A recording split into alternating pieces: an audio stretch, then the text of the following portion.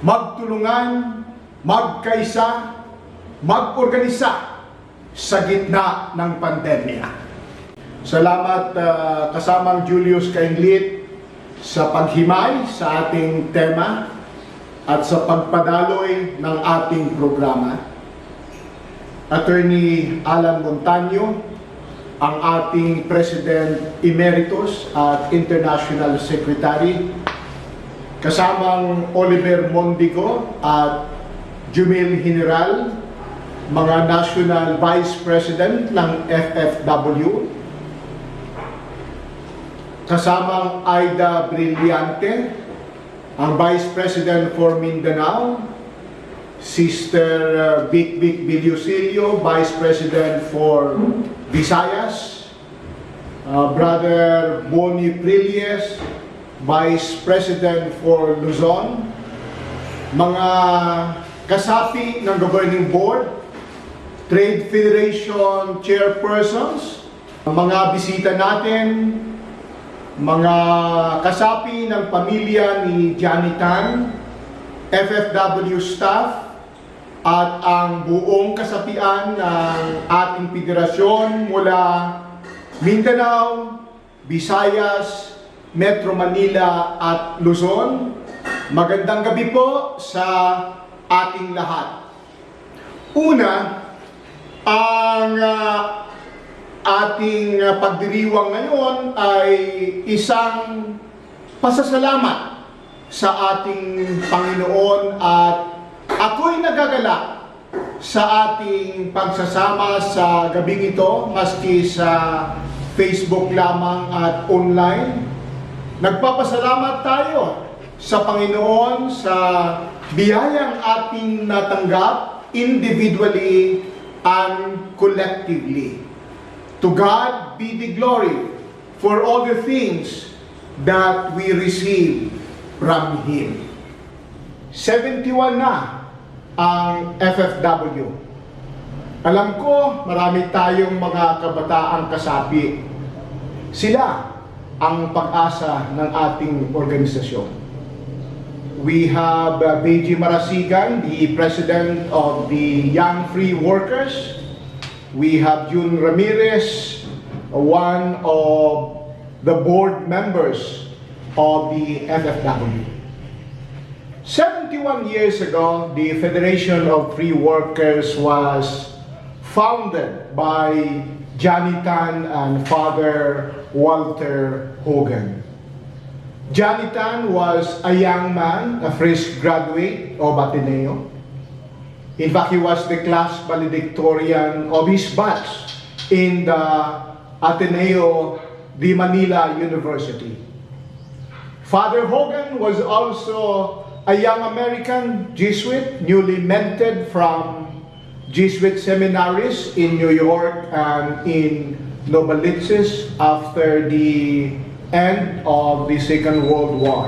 Pangalawa, Johnny Tan and Father Walter Hogan were practical Christians. They did not dwell on doctrinal and theological debates, but on practical and concrete things like uplifting the standards of the life of the workers. Jonathan was from Cotabato, while Father Walter Hogan of the Society of Jesus was from Baltimore. They assisted workers to improve their livelihood and to upgrade their wages and benefits. They were committed to preach the gospel of Jesus by concretizing the social teaching of the church in many workplaces. To preach and witness the gospel of Christ is to recognize the worth of every person, that every human person is an image and likeness of God. Everyone has dignity and honor. He or she has freedom and free will that need to be recognized and respected. Like the good Lord, we need to bring the good news of Jesus Christ, who came down on earth to give us life. Not an ordinary life, but Christ said, as recorded in the Gospel of St. John, chapter 10, verse 10, I come so that you may have life, and life in its fullness. Jonathan and Father Walter Hogan, with other young men from Ateneo and dock workers in the port areas of Manila, organized the FFW in 1950. They successfully competed with the communists, racketeers, traditional politicians, and pro-government unions in organizing a free trade union movement. Pangatlo, in this time of COVID-19 pandemic, paigtingin natin ang ating pagkakaisa, magbahagian tayo at magtulungan para ang bawat isa ay magkakaroon ng buhay, simula ng masagana at kaaya-ayang buhay.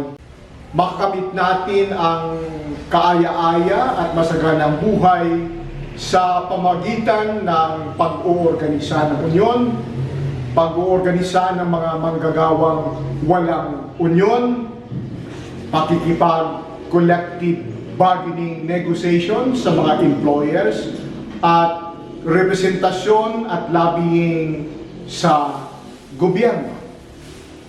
Pang-apat, sa darating na October 10, 11, and 12, 2021, ay magkakaroon tayo ng National Convention at pipili tayo ng ating mga bagong leader at magpaplano sa darating na 5 pang taon.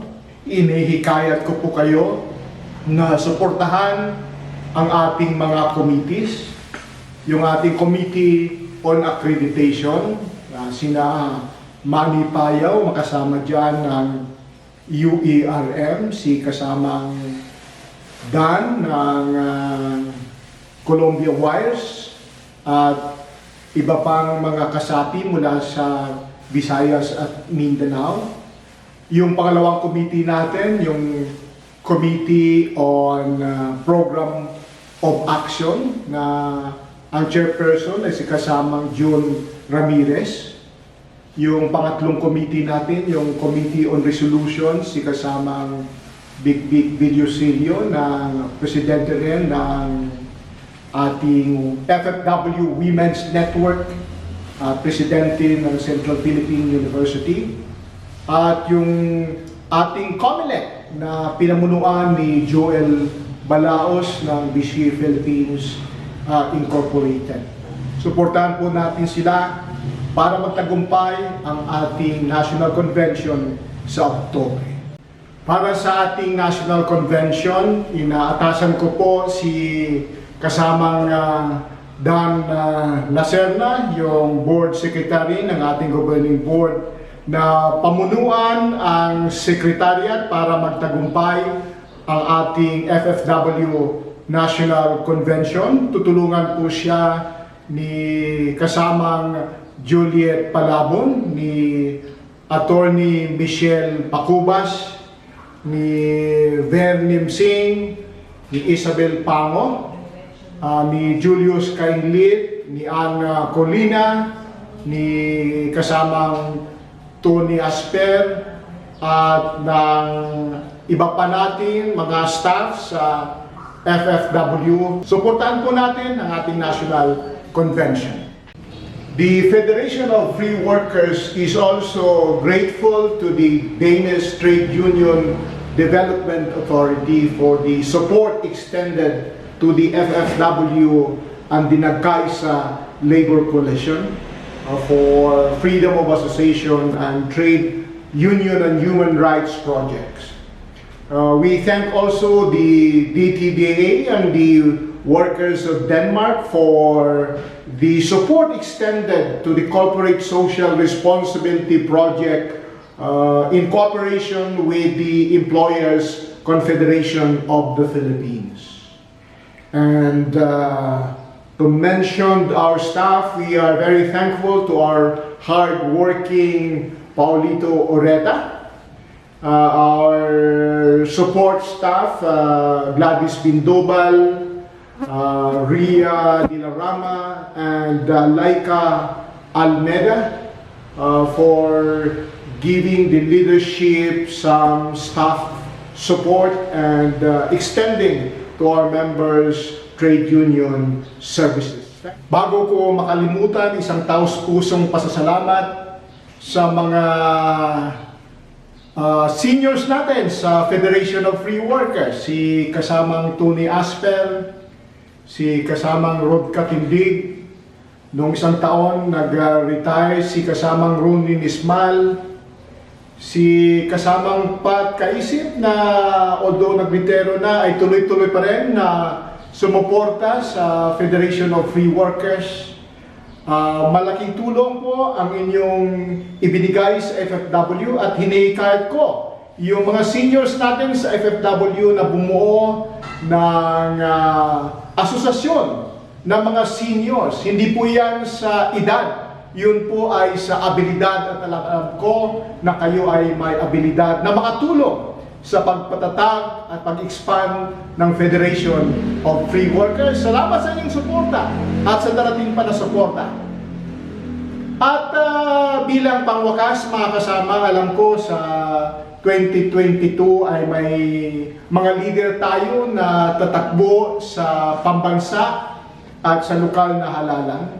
Tulungan po natin sila para madala nila at mabandila ang agenda ng Federation of Free Workers. Walang tunay na makapagsalita para sa mga manggagawa, maliban sa mga manggagawa at sa mga leader natin na nagmumula sa mga manggagawa. Ang mga manggagawa ay hindi dapat matakot sa kapangyarihan. Dapat panghawakan ng mga manggagawa ang kapangyarihan. Kaya po, brothers and sisters, ako po ay nananawagan sa higit pang suporta mula sa ating kasapian. Daang-daang libo na po ng mga manggagawa ang natulungan ng FFW sa loob ng 71 years. Subalit alam ko na higit pang maraming mga manggagawa ang nangangailangan ng tulong mula sa Federation of Free Workers. Yung ating National Treasurer, si kasamang Bowie Maranan, ay nananawagan sa ating kasapian na yung mga delayed union dues natin ay i-remit na po natin para magkaroon ng bagong lifeblood ang finances ng Federation of Free Workers. Kaya nagpapasalamat din ako kay kasamang Bowie Maranan sa kanyang sigasig. Siya po ay dating presidente ng Interfield Laboratories Labor Union, FFW, at katuwang natin ngayon sa FFW. Treasurer din siya ng Interfield Laboratories Employees Union. Mga kasama, ako po ay nagagalak na kasama kayo. Ikaw, ako, si Juana at si Juan Obrero dapat kasama sa laban ng FFW. Mabuhay ang mga kasapi ng FFW, mabuhay ang mga manggagawa sa ika-71 na taon na anibersaryo ng FFW. Mabuhay ang Pilipinas. Maraming salamat po sa inyong pakikinig.